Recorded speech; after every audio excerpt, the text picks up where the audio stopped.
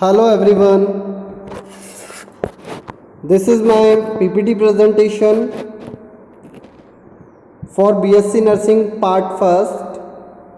Subject है अपना foundation of nursing और उसकी एक यूनिट है unit second, nursing as a profession, और उसका एक टॉपिक है कोड ऑफ एथिक्स और एथिकल प्रिंसिपल। तो ये जो कोड ऑफ एथिक्स और एथिकल प्रिंसिपल है उस टॉपिक का सेकंड पार्ट है। फर्स्ट पार्ट जो है वो हम कंप्लीट कर चुके थे, जिसके अंदर हमने कोड ऑफ एथिक्स को देखा था कि कोड ऑफ एथिक्स क्या चीज़ है, कैसे वर्क करते हैं, किसके लिए यूज़फुल हैं, और एथिकल प्रिंसिपल्स, कितने एथिकल प्रिंसिपल्स होते हैं, उनका क्या वर्क है, और उन एथिकल प्रिंसिपल्स को क्लिनिकल सेटिंग्स के अंदर एक प्रोफेशनल नर्स कैसे अप्लाई कर सकता है या उनकी क्या प्रोफेशन के अंदर नीड है। तो आज जो है हमारा टॉपिक है कोड ऑफ एथिक्स और एथिकल प्रिंसिपल्स, और उसका सेकंड पार्ट है। फर्स्ट पार्ट के अंदर हम बहुत सारे एथिकल प्रिंसिपल देख चुके थे। रिमेनिंग जो एथिकल प्रिंसिपल्स हैं उनको आज हम देखेंगे। स्टार्ट करते हैं। देखिए, एक बार रिव्यू कर लेते हैं ethical principles. Total 10 ethical principle थे, टोटल 10 थे। फर्स्ट है रेस्पेक्ट फॉर पर्सन। यहाँ पर पर्सन का मीनिंग जो था वो पेशेंट से था। हमें हमारे पेशेंट की रेस्पेक्ट करनी है, उसकी डिग्निटी को मेंटेन रखना है। अगर आप उसकी रेस्पेक्ट और डिग्निटी को मेंटेन रखेंगे तो वो आपको अपनी नर्सिंग प्रैक्टिसेस के अंदर कोऑपरेट करेगा। आप जो भी उसे कमांड देंगे फॉलो करेगा, आपको कोऑपरेट करेगा, आपको समझेगा। Next, respect for autonomy. Autonomy का मतलब है कि पेशेंट के पास अपने कुछ फ्रीडम्स हैं जिसके थ्रू पेशेंट अपने डिसीजन खुद सेल्फ ले सकता है, अपनी ज़रूरतों के अकॉर्डिंग, अपनी नीड्स के अकॉर्डिंग, अपने पर्पस के अकॉर्डिंग अपना एक्शन पेशेंट खुद ले सकता है। फॉर एग्जांपल, पेशेंट को ऑपरेशन करवाना है नहीं करवाना है, इसके लिए वो खुद रेस्पॉन्सिबल है, और इसके लिए उसके पास लीगल डॉक्ट्रिन कंसेंट यानी इन्फॉर्म कंसेंट अवेलेबल है, जिस पर पेशेंट खुद साइन करता है और ऑपरेशन को करवाने के लिए हमें परमिशन देता है कि मैं ये ऑपरेशन करवाना चाहता हूँ, और उसके लिए वो इन्फॉर्म कंसेंट पे सिग्नेचर करता है। Next, respect for freedom.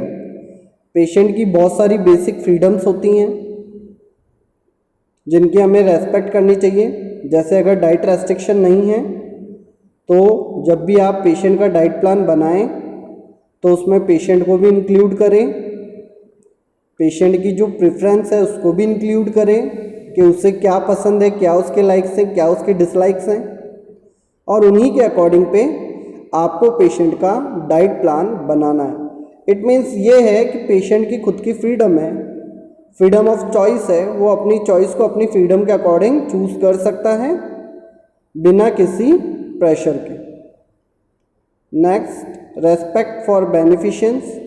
जो भी पेशेंट के लिए आप एक्टिविटीज़ कर रहे हैं, जो भी उसे आप केयर प्रोवाइड कर रहे हैं, उसमें आप हमेशा ध्यान रखिए कि हमेशा पेशेंट का अच्छा होना चाहिए, डूइंग गुड। आप जो भी सर्विसेज उसे प्रोवाइड कर रहे हैं उससे पेशेंट को बेनिफिट मिलना चाहिए, उसका अच्छा होना चाहिए।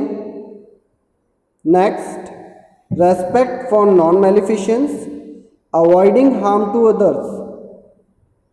आप जो भी पेशेंट को केयर प्रोवाइड कर रहे हैं उसको फुल्ली कॉन्शियस माइंड से करिए, उसको सही तरीके से करिए, सही टेक्निक्स का यूज़ करिए, सारे रूल्स एंड रेगुलेशंस को फॉलो करिए। किसी भी तरीके से आपको पेशेंट को हार्म नहीं पहुंचाना है, avoiding harm to others. Next, respect for veracity, always telling truth. हमेशा पेशेंट को सच बताना है, कुछ भी हिडन नहीं रखना है। नेक्स्ट, रेस्पेक्ट फॉर जस्टिस, सभी पेशेंट्स के साथ फेयर एंड इक्वल ट्रीटमेंट करना है, चाहे वो मिडिल क्लास हो, हाई क्लास हो, लो क्लास हो, और चाहे वो किसी भी रिलीजियस का हो, किसी भी कास्ट का हो, आपको सभी के साथ फेयर एंड इक्वल ट्रीटमेंट रखना है। Next, respect for rights. जब पेशेंट हॉस्पिटल के अंदर एंटर करता है तो एज अ पेशेंट उसके बहुत सारे राइट्स होते हैं, और उन राइट्स को अपन आगे जब इसको एक्सप्लेनेशन में पढ़ेंगे तब सारे राइट्स देखेंगे कौन कौन से राइट्स हैं। बट अभी के लिए इतना ध्यान रखिए कि रेस्पेक्ट फॉर राइट्स का मतलब है पेशेंट के अधिकार या पेशेंट्स के जितने भी राइट्स हैं उनका आपको रेस्पेक्ट करना है, वो किसी भी तरीके से क्लिनिकल सेटिंग्स के अंदर ब्रेक नहीं होने चाहिए। Next, respect for fidelity, fulfilling promises. अगर आप अपने पेशेंट से कोई भी प्रॉमिस कर रहे हैं तो उसे फुलफिल करना है, इसका मतलब आपको उसको पूरा करना है, अपने प्रोमिसेस को ब्रेक नहीं करना है। And last, confidentiality, protect personal information. Patient की फाइल, उसके डॉक्यूमेंट्स, उसके पेपर, हेल्थ से रिलेटेड इंफॉर्मेशन, उसकी पर्सनल इंफॉर्मेशन, वो सब प्राइवेट इंफॉर्मेशन है। आप हेल्थ पर्पस के लिए इन इंफॉर्मेशन का यूज़ कर सकते हैं, बट आप इस इंफॉर्मेशन को one person to another person share नहीं कर सकते हैं। तो लास्ट क्लास के अंदर हमने respect for person, respect for autonomy, respect for freedom, respect for beneficence and respect for non maleficence complete कर लिया था। आज हम पढ़ेंगे respect for veracity. Respect for veracity का मतलब है always telling truth, truth telling. आपको जो भी पेशेंट को कहना है वो सच बताना है। वो उसकी हेल्थ के रिलेटेड पॉजिटिव भी हो सकता है, वो उसकी हेल्थ से रिलेटेड नेगेटिव भी हो सकता है, वो उसके लिए बैड न्यूज़ भी हो सकती है, वो उसके लिए गुड न्यूज़ भी हो सकती है। आपको हमेशा अपने पेशेंट को सच बताना है। वो हेल्थ से रिलेटेड है तो आपको उसे सच बताना है, चाहे पेशेंट को साइकोलॉजिकल सपोर्ट मिले या नहीं मिले। इट मीन्स, इसका सबसे अच्छा एग्जाम्पल है, पेशेंट का हार्ट ऑपरेशन होने वाला है तो उसकी लाइफ को खतरा है, क्योंकि ये जो ऑपरेशन है कॉम्प्लिकेटेड ऑपरेशन है, इसमें पेशेंट की जान को खतरा है, लाइफ थ्रेटनिंग इवेंट है, ये एक तरीके का लाइफ थ्रेटनिंग प्रोसीजर है जो कि पेशेंट को हार्म पहुंचा सकता है। तो इसके रिगार्डिंग हमारे पास दो ऑप्शन बचते हैं। पेशेंट को साइकोलॉजिकल सपोर्ट पॉजिटिवली प्रोवाइड किया जा सकता है, किसके थ्रू? झूठ बोलकर। कैसे? कि इसमें आपकी लाइफ को कोई खतरा नहीं है, ये बहुत इजी गोइंग ऑपरेशन है, इससे आपको किसी प्रकार की कोई प्रॉब्लम नहीं होगी, तो पेशेंट को साइकोलॉजिकल सपोर्ट मिल जाएगा और पेशेंट कैसा रहेगा? साइकोलॉजिकल पॉजिटिव रहेगा। बट हमारे एथिक्स क्या कहते हैं? हमारे एथिक्स कहते हैं ऑलवेज टेलिंग ट्रुथ। अगर उसकी लाइफ को 80 to 90% खतरा है, इस प्रोसीजर से उसे हार्म हो सकता है, तो आपको उसको क्लियरली बताना है कि ये जो प्रोसीजर है ये कॉम्प्लिकेटेड प्रोसीजर है और इसमें आपकी लाइफ को इतना खतरा है और आपको इन्फॉर्म कंसेंट पे साइन करवाना है। तो इसमें क्या है? It concern truth telling and it means that individual should always tell the truth. हमेशा पेशेंट को सच बोलना है, कभी भी पेशेंट को गलत इन्फॉर्मेशन नहीं देनी है related to treatment, related to procedure, related to medication and all. Next, it requires professional caregiver to provide with accurate reality based information about their health status and care and treatment. आप जो भी अपने patient को, care giver से मतलब है जो nursing staff है, प्रोफेशनल केयर गिवर कौन है? Nursing staff. वो जो भी इंफॉर्मेशन प्रोवाइड करेंगे अपने पेशेंट को, चाहे वो एक्यूरेट होनी चाहिए। Reality based information, reality based information का मतलब है कि सच होनी चाहिए, आप उसे झूठ नहीं बोलेंगे, जो एग्जैक्ट सच है वो आपको एग्जैक्ट सच उसे बताना पड़ेगा। And there health status and care and treatment, health से रिलेटेड, उसकी केयर से रिलेटेड, उसके ट्रीटमेंट से रिलेटेड जो भी इंफॉर्मेशन है एज इट इज़ आपको एक्यूरेटली और रियलिटी बेस्ड इंफॉर्मेशन आपको पेशेंट को बतानी। तो ये है हमारा रिस्पेक्ट फॉर वेरासिटी, जिसमें आपको हमेशा पेशेंट को सच कहना है, always telling truth. Next, respect for justice. Respect for justice का मतलब है कि हॉस्पिटल के अंदर हर कैटेगरी के पेशेंट्स एडमिट होते हैं, हर क्लास के पेशेंट एडमिट होते हैं, like upper class, middle class, low class, हर कास्ट के पेशेंट वहाँ पर एडमिट होते हैं, हर क्लास के पेशेंट वहाँ पर एडमिट होते हैं।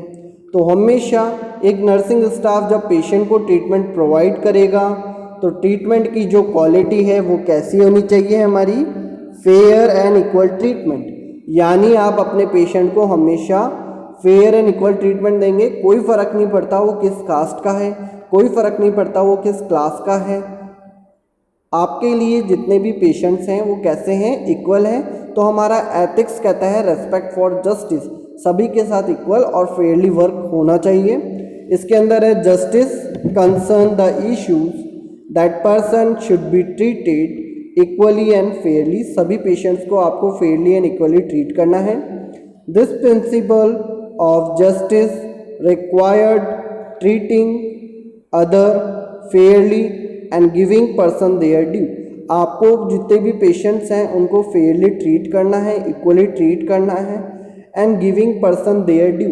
अगर उनका कुछ भी आपके पास है, like due amount, due documents, कुछ भी हो सकता है तो वो जो भी उनका ड्यू है, जो भी चीज़ें आपके पास हैं, वो सब आपको उनको वापस देना है। Such a way that equal shares go to equal recipient. सभी को इक्वली आपको जो डिस्ट्रीब्यूशन है, जो भी सर्विसेज है, इक्वली शेयर करनी है, क्योंकि जितने भी पेशेंट्स हैं वो सब अलग अलग कास्ट के, अलग अलग रिलीजन्स के, अलग अलग क्लास के ज़रूर हैं, बट हमारे लिए हमारे एथिक्स कहते हैं कि हमारे लिए वो हमारे क्लाइंट हैं, हमारे पेशेंट्स हैं, तो हमें उन्हें फेयरली एंड इक्वली ट्रीटमेंट देना है। Next, respect for rights. मैंने आपको बताया है हॉस्पिटल एनवायरनमेंट में एंटर करने के बाद हर पेशेंट के अपने अपने राइट्स हैं और इन राइट्स को ब्रेक नहीं होने देना है। इसकी जो जिम्मेदारी है वो केयर गिवर्स की है।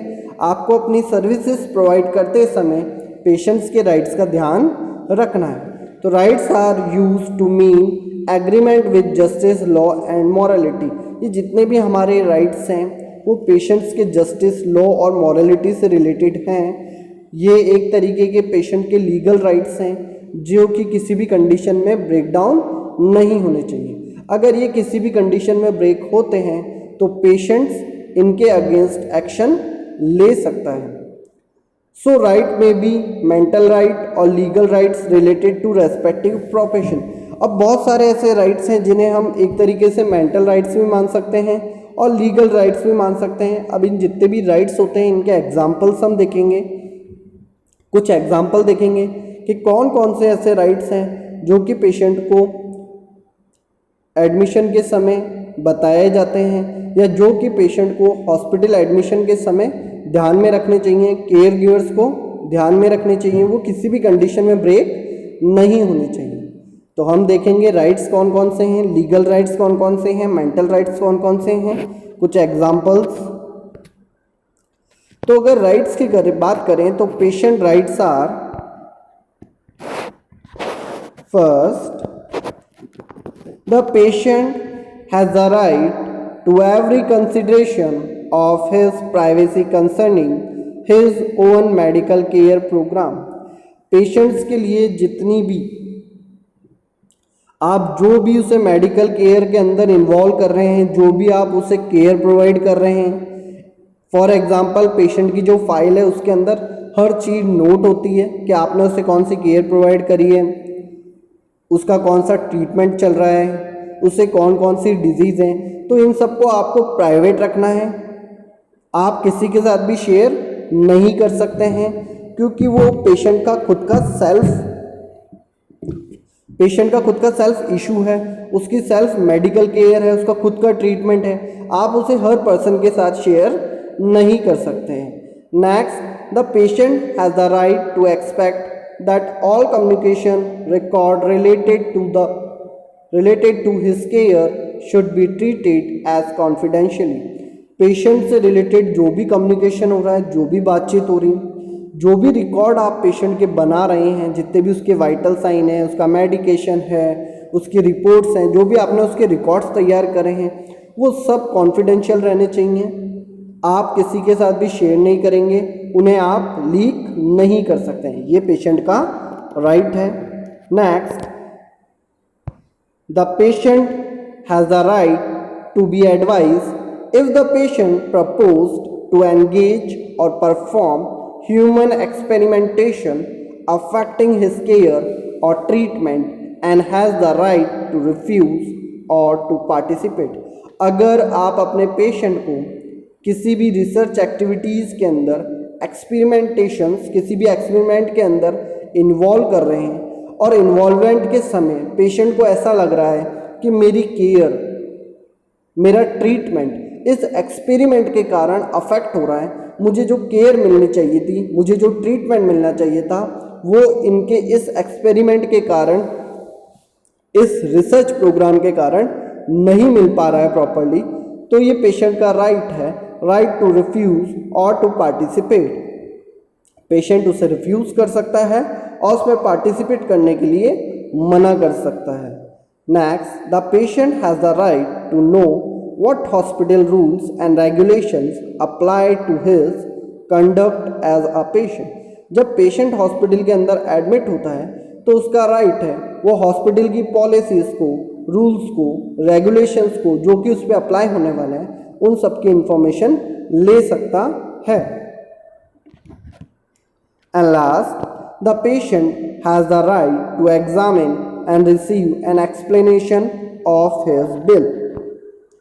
इट मीन्स ये है कि जो पेशेंट है, जब आपने उसे ट्रीटमेंट प्रोवाइड करा हॉस्पिटल पॉलिसी के according, hospital rules and regulation के according, according to diagnosis, according to disease, according to procedure, according to treatment, जितनी भी चीज़ें आपने उसे प्रोवाइड करी है तो उनका एक पर्टिकुलर कॉस्ट है, वो लगातार जो है बिलिंग डिपार्टमेंट उसको मेंटेन करता रहता है। तो पेशेंट का राइट है कि जब फाइनली उसका डिस्चार्ज होगा तो उन बिल्स को एग्जामिन कर सकता है, उन बिल्स को एग्जामिन कर सकता है, उनका एक्सप्लेनेशन ले सकता है कि मेरे प्रोसीजर के कितने रुपए लगे, मेरे ट्रीटमेंट में जो ये मेडिसिन इसकी क्या कॉस्ट है, इस प्रोसीजर की क्या कॉस्ट है, हर चीज़ के बारे में वो एक्सप्लेनेशन ले सकता है। ये उसका पेशेंट का राइट है।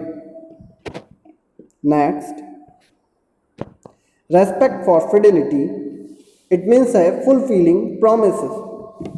अगर आप अपने पेशेंट से कुछ भी प्रॉमिस करते हैं तो आपको उस प्रॉमिस को फुलफिल करना है, इट मीन्स पूरा करना है। अगर आप ऐसा नहीं करते हैं तो पेशेंट के अंदर ट्रस्ट इश्यूज अराइज हो सकते हैं। तो हमें किसी भी कंडीशन में अपने प्रॉमिसेस को ब्रेक नहीं करना है, फुलफिल प्रॉमिसेस। अगर हम हमारे पेशेंट से कोई प्रॉमिस कर रहे हैं तो उसे आप कंप्लीट कीजिए। Fidelity is keeping one's promises और कमिटमेंट्स। अगर आपने कुछ कमिटमेंट करा है, कोई प्रॉमिस करा है, तो आपको उसको पूरा करना है। The principle of fidelities holds that a person should faithful fulfill his duties and obligations. जो फिडिलिटी का प्रिंसिपल है वो हमें यही कहता है कि हमारी ड्यूटीज़ और हमारे ऑब्लिगेशंस यही हैं कि अगर हमने कोई भी प्रॉमिस पूरा नहीं करा है या कोई प्रॉमिस हमने करा है तो हमें उसे पूरा करना है, फेथफुली हमें उसे फुलफिल करना है। यही हमारी ड्यूटी है, यही हमारे ऑब्लिगेशंस हैं। Next, fidelity is important for nurse because a patient hope for relief or recovery depends on evidence of care giver. जो भी पेशेंट है उसकी होप रहती है, इट मीन्स उसे एक्सपेक्टेशन रहती है केयर गिवर से कि मुझे ये डिजीज़ से रिलीफ और रिकवरी के लिए ये केयर गिवर ही रेस्पॉन्सिबल हैं। जितनी भी केयर हमें प्रोवाइड कर रहे हैं इसके एविडेंस जो बन रहे हैं, जो इसके प्रूफ बन रहे हैं, वो भी केयर गिवर के बेसिस पे ही बन रहे हैं। तो हमें हमारे सारे प्रॉमिसेस जो हैं वो फुलफिल करने चाहिए, बिकॉज अगर हम ऐसा नहीं करेंगे तो ट्रस्ट इश्यूज अराइज हो सकते हैं, नेगेटिव ट्रस्ट इश्यूज अराइज हो सकते हैं पेशेंट के माइंड में। And last, confidentiality, it is a duty to respect privilege information. Patient से रिलेटेड कोई भी इंफॉर्मेशन हम लीक नहीं कर सकते हैं, हम शेयर नहीं कर सकते हैं। लाइक जनरल वार्ड में अगर कोई पेशेंट एडमिट है और वो अगर HIV पॉजिटिव है तो आप अदर पेशेंट्स को उसकी इस इंफॉर्मेशन को लीक नहीं कर सकते हैं कि ये HIV पॉजिटिव है। Next, the principle confidentiality provide that caregivers should respect a patient needs for privacy and use personal information about him or her only to improve care। आप जितनी भी पेशेंट की पर्सनल इंफॉर्मेशन है उसे किसी को भी शेयर नहीं करेंगे, ये उसका प्राइवेसी कंसर्न है। पेशेंट की प्राइवेसी रखना ज़रूरी है, ये उसका राइट है कि मैं मेरी इंफॉर्मेशन को कहीं भी शेयर नहीं करना चाहता हूँ, ये पेशेंट का राइट है। बट आप इस इंफॉर्मेशन का use as a medical team कर सकते हैं। किसके लिए? पेशेंट की हेल्थ को, उसकी वेलनेस को इंक्रीज़ करने के लिए, उसे ट्रीटमेंट प्रोवाइड करने के लिए और उसकी लाइफ को या उसकी डिजीज़ कंडीशन से उसे रिकवर करने के लिए। And last, nurse should practice confidentiality to maintain patient privacy. जब नर्स अपने प्रैक्टिसेस के अंदर इस कॉन्फिडेंशियलिटी को फॉलो करेगी तो वो पेशेंट को प्राइवेसी प्रोवाइड कर सकती है, उसके रिकॉर्ड्स को प्राइवेसी प्रोवाइड कर सकती है, उसकी पर्सनल इंफॉर्मेशन को प्राइवेसी प्रोवाइड कर सकती है।